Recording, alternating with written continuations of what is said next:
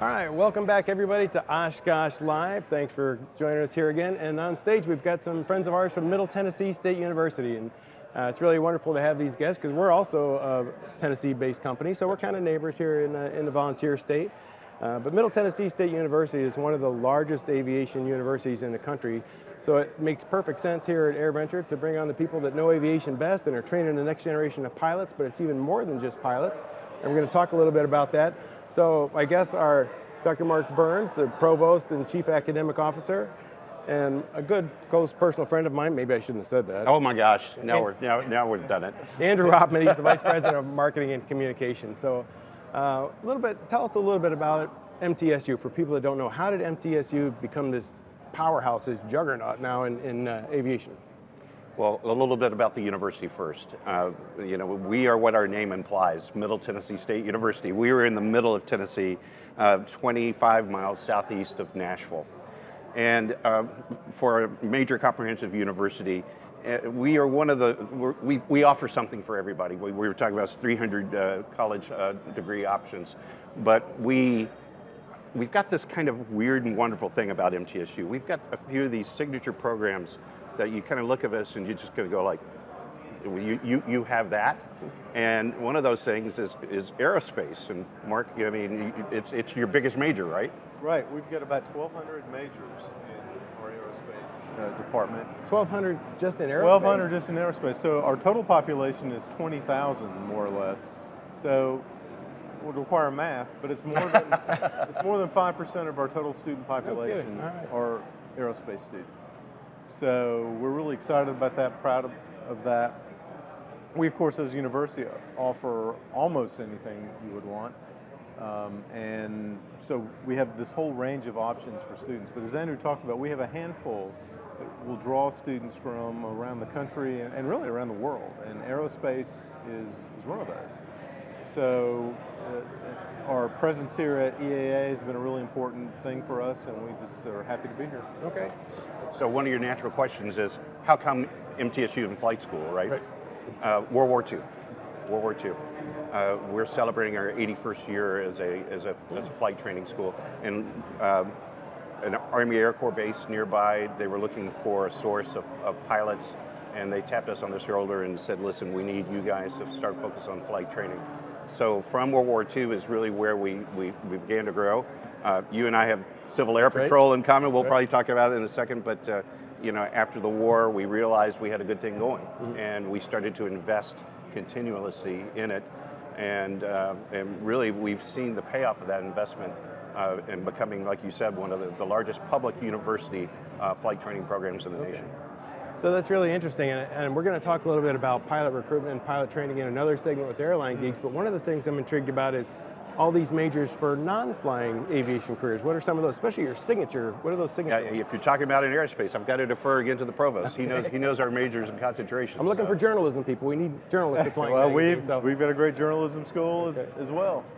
I couldn't actually hear the question. So what are some other majors besides aerospace? Yeah, oh goodness. Well, really we've got 10 academic colleges. So our big majors, psychology is big, business administration is big, nursing is big. We've got just a whole range of programs.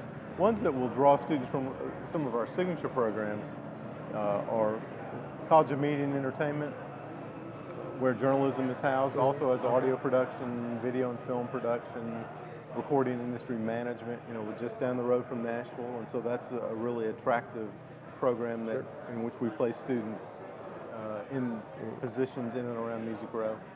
But we have, outside of engineering, we've got pretty much anything. So those quirky signature programs we're talking about, recording industry, we've got former alums and former students that every year are vying for the Grammys. So much so the provost and I and our president, Dr. Sidney A. McPhee, we go to the Grammys every year and we celebrate their successes, and now we're starting to see our students on the stage winning awards. Last year, 2 of our students received Grammys, so we were really excited about that. We've got concrete and construction management. which is just one of these, what the heck is concrete and construction management? One of 9 programs in the United States supported by the industry in concrete management because they wanted more executives to be able to work in that field, to be managers and project designers. So mechatronics, we really, that process of using robotics to build things and manufacture things. We're one of the few that have this level 3 certification from Siemens. Manufacturing, which is huge. Yeah. So yeah, and just all these amazing kind of things, when you kind of look at us and just go, what the heck is that doing there? We really take pride in traditional academic subjects in which you get a solid grounding in how to think and write and speak. But we also have very much hands-on degrees, like aerospace, that lead to a specific job path. And that's a lot of the ones that Andrew mentioned. That's what I'm interested in. So a lot of people are interested in aviation and aerospace. Not everybody wants to be a pilot. Some pilots even have a fear of heights, or some people can't get to medical. So what else could I do? You have meteorology. We talked about journalism. How about airport management? What are some So of those 1,200 majors I mentioned, about 900 of those are in the pro pilot concentration. But we have unmanned aerial systems or drones. We've got about 100 students there. We have mechanics, aerospace mechanics. We've got the more sciencey degree, aerospace technology. And we have people working in all elements of the industry, not just pilots. We have a lot of pilots, but there's all sorts of other ways that you can use in aerospace. So a lot facility of management, running airports. Well, let's talk about airports and expansion. First, how big's your fleet? What do you fly? We fly DA-40s, made by Diamond. That's a principal part of our fleet. We've got about 50 aircraft. The provost, the president have got us on track to get 66 within the next couple of years. So that growing fleet has been both a challenge and an opportunity because it's requiring more space. We can get into that for a second. But so principally DA-40s, beautiful glass canopy, you've seen those. And then Piper Seminoles for the tail dragging and everything like that. So we got the double engine opportunities as well. A few other aircraft in there as well. So we've talked a lot about growth. We talked about fleets and airports, and you've got something you're doing in Shelbyville, right? Another expansion going on? We do indeed. Well, so one of the side effects of growth has been we're running out of space in Murfreesboro, primarily because of all the students who need flight training hours. A lot of planes up in the sky. We need more space on the ground. Murfreesboro Airport, where we've been housed since the 50s, things just got too tight there. So we're moving 20-ish miles down the road to Shelbyville, and are really excited about the opportunities that that's going to give our students to both get in their flight training down the road, maybe some of their non-aerospace courses in addition, but it's going to give us the elbow room that we need to grow and make sure that our students can get through in a expeditious manner. I think we've got a video of that, but so you're building new hangars and maintenance facilities to take care of the fleet. Are you moving the entire fleet, or are you going to keep some in Murfreesboro? There'll be a transition period. Ultimately, all of the flight training will be in Shelbyville, and ultimately the other elements, the mechanics, that'll be in Murfreesboro for a while as we get everything built out. Flight dispatch will remain on our campus for some time, but principal job number one is all these aircrafts. I mean, we've really enjoyed being a part of the Murfreesboro Municipal Airport. That's where we're their number one tenant. I think we comprise 70% of their operations. Wow. We're really ingrained in that, but we are crowding out everybody else. So having this facility just to put our planes in a spot where we can all get to it, it's really going to be job one. Once the provost gets all of our planes to Shelbyville, that's when I think the rest of those transition. We'll of course still have a presence on our campus for that classroom work. Oh, it sounds like a wonderful partnership, but you have other partnerships too, right? You train all these pilots. Where do they go? Well, we're really proud of our Delta Propel program. We were one of the first 8 universities to sign aboard with Delta Propel, which, as you know, they go into our university, find what they would consider to be the top guns, and lay claim to them as early as the end of their sophomore year, work with us on their training, and if they successfully complete the requirements, they're first in line to get jobs. It cuts time from them to get from the classroom to the cockpit of a main Delta aircraft. The very first graduate of Propel is an MTSU grad. We're very, very happy about that. Congratulations. But then we've got Southwest, right? Southwest, right? Yeah. So yeah, it's a similar program to Propel. Welcome to Airventure. Hey, live television and aircraft. Right. What a great combination. We should do. We should be do one this of our more often. graduates. That could be well buzzing played. you. They've heard you're here. So Dr. McPhee will talk about this, and I think Andrew and I have both experienced it. We wear a lot of MTSU gear out and about around the country and around the world, and it's amazing the number of times if I have MT on, a pilot or a co-pilot or a flight engineer, whatever, or someone else working in the airport goes, oh, MTSU. Yeah.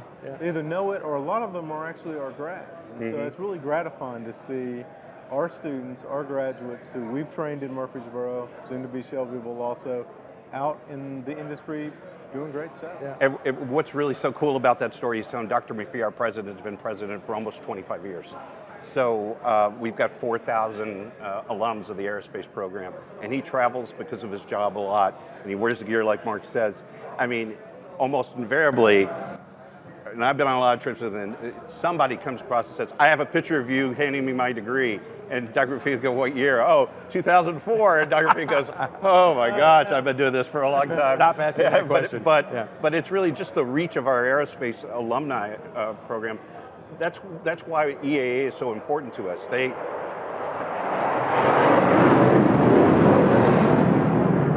travel in pairs. They want us out here. They want us out here, and we so midweek out here we celebrate. We have a huge alumni barbecue, and we invite all of our friends and partners to come celebrate. And we'll be talking a lot about Shelbyville. Yeah. And it's interesting. I recently saw, in fact, you probably sent it to me. It was a picture of an F-15 refueling in flight, and the pilot had put an MTSU logo on top of the panel. So Yeah. I think he got some heat for that, but it was worth it, right? I believe that's the same F-15 pilot who we are going to recognize and honor on Wednesday. He's Air Force Colonel Aaron Reed, Commander, United States Air Force Civil Air Patrol, and he's one of our graduates. As you well know, ladies and gentlemen, the former Chief of Marketing and Strategic Communications for Civil Air Patrol, my former boss in CAP. Colonel Reed is in charge of the Air Force, basically organizational unit that makes sure that Civil Air Patrol, as an auxiliary of the Air Force, does what it needs to do. And it's a great organization too. So for all the pilots that come out of MTSU and they want to do something with the skills they have, do some public benefit flying, they can join CAP, and especially the ones that come out as CFIs, they can, Civil Air Patrol needs CFIs to keep our pilots trained as well. So we've had that partnership now for 10 years. Okay. And we are also the host every year of the National Cadet Engineering Technology Academy. We're really proud of that, and that's our College of Basic and Applied Sciences, which is aerospace. So aerospace is a big piece of that. Okay. How many hours?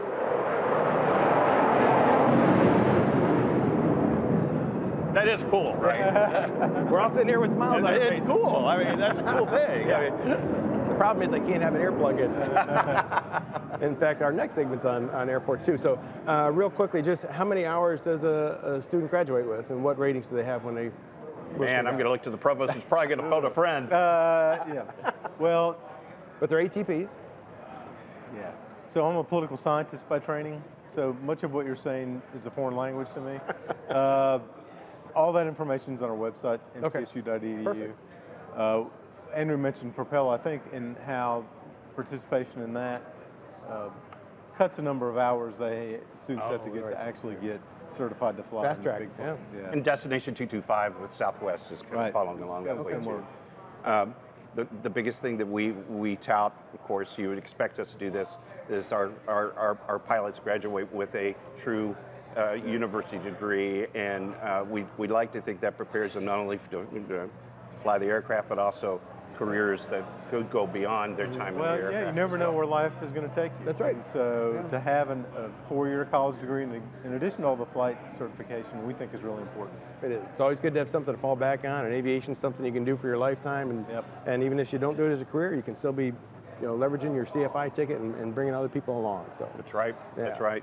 Well, wonderful. I really want to thank you for your time, and thank you for everything you do for the industry. It's really exciting to have the personal relationship we do have, because I've learned so much more about the university, And hey, what do they say in Vegas? We'll be here all week. we're here all week. Tip your server. We really enjoy the partnership with flying. All this great team with everything that's making this show and this thing happen. And looking forward to working with you all week. So what other shows do you go to when you're recruiting people? What other shows does the university attend? You mean aviation? We have a pretty good presence at Sun and Fun. Okay. We do that. We're one of the primary sponsors of the Great Tennessee Air Show, which is every other year. And we've been fortunate enough that some of the premier flight teams, the Blue Angels and the Thunderbirds, graced us with their presence in that. And our aerospace, I mean, we've got planes, we fly, we go anywhere. I mean, you know, that's the great thing about having a fleet of 50 aircraft. I mean, you invite us, hey, you invite us, we might show up. Mm-hmm. So. Good.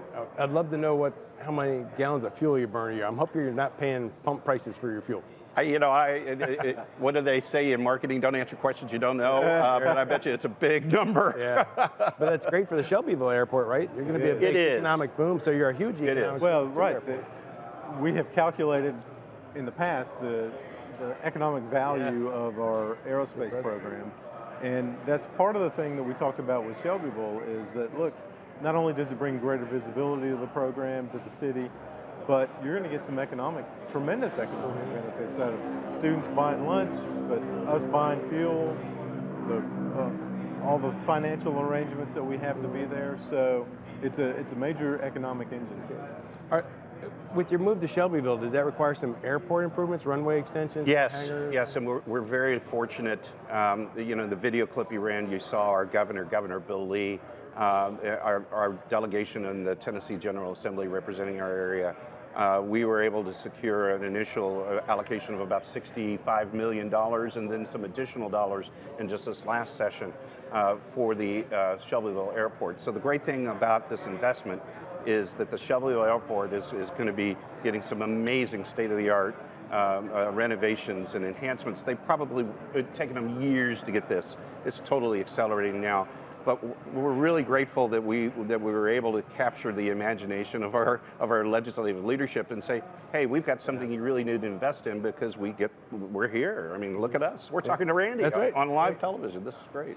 Well, and I was thinking about the report to Congress we did for Civil Air Patrol, and we do a wing report for each state. And I was wondering, does MTSU show up in the report we do for local legislators? We do. The provost, the president, and others. We have to make our case, right, Mark? I mean, we are constantly we talk about singing for our supper. We sing for our supper every year. Mm-hmm. We do. I mean, and the state has always been pretty tough about awarding money, but these days you really got to show the economic benefit and, most importantly, the benefit to students and how it's going to help them thrive in their career. And it's an easy case to make in aerospace. Well, tell me a little bit about outreach. So we had the team on here from Redbird Flight, and they were talking about their STEM programs. You and I know a lot about Civil Air Patrol STEM programs that starts at like kindergarten level, right?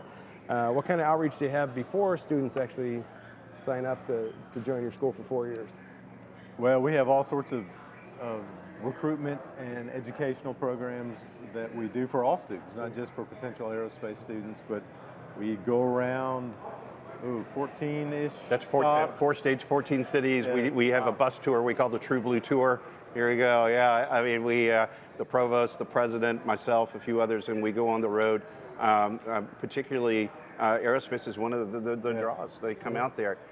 The great thing about coming to EAA is we bring our students with us. I've seen and I hope as the week progresses, we'll be able to see them on your air.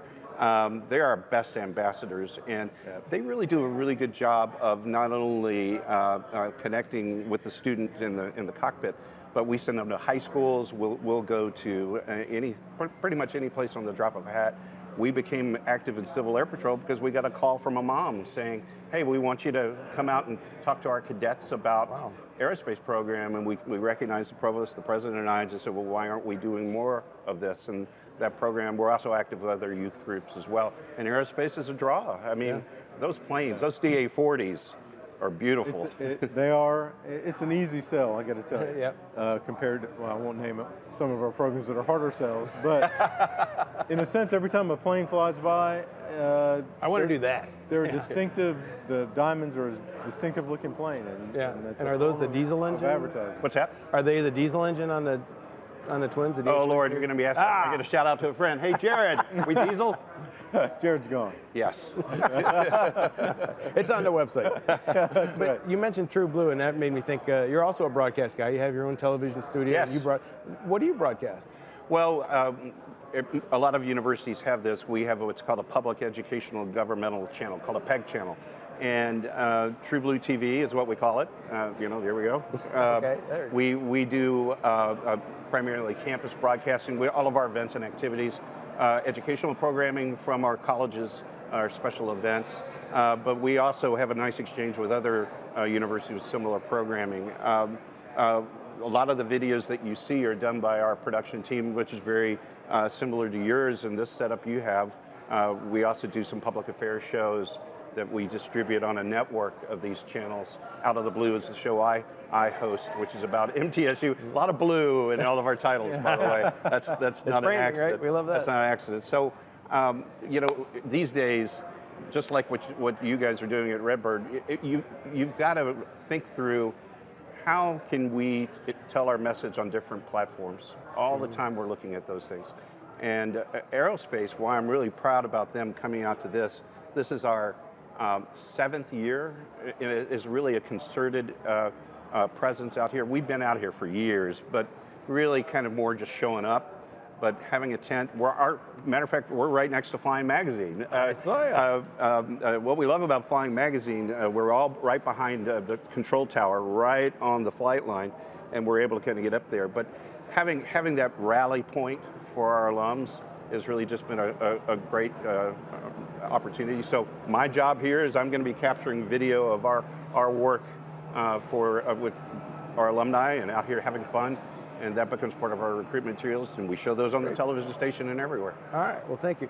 So here on Showgrounds, where do people find you? I know you can probably walk towards the control tower. Walk towards the control tower, flight line, we're right behind a big blue tent. Okay, and you've got students there, and you've got information about... Most important, we got a DA-40 sitting right there, and Diamond Aircraft is kind enough to host one of our DA-40s as well. So we're climbing the aircraft, we'll take you around.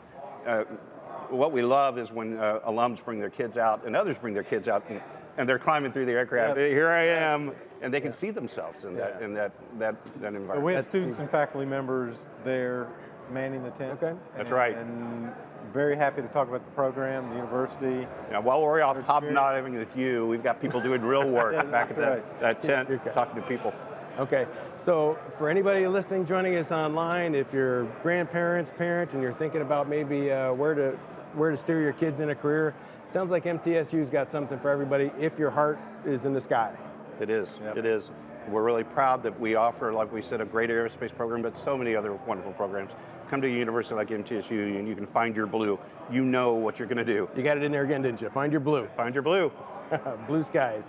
Well, I want to thank y'all for coming along. It's been a pleasure. I'm sorry if this went a little bit long, but I think we all get excited about talking about aviation. Us talking about MTSU and aerospace? Hey, do you have another hour? We can be here all day. We'll have you back. Pace yourself. We're going to be here all week, folks. So. All right. All right. Thanks for your time. Andrew, appreciate all your help. Randy, thank you for coming by. And then next we've got another segment, ironically, with all the airplane noise in the air. We're going to show you a segment about another airport that's right here in the same airspace as Whitman Regional Field. And I bet some people don't know about this wonderful little vintage grass strip that's nearby. So check it out. All right. Thank you.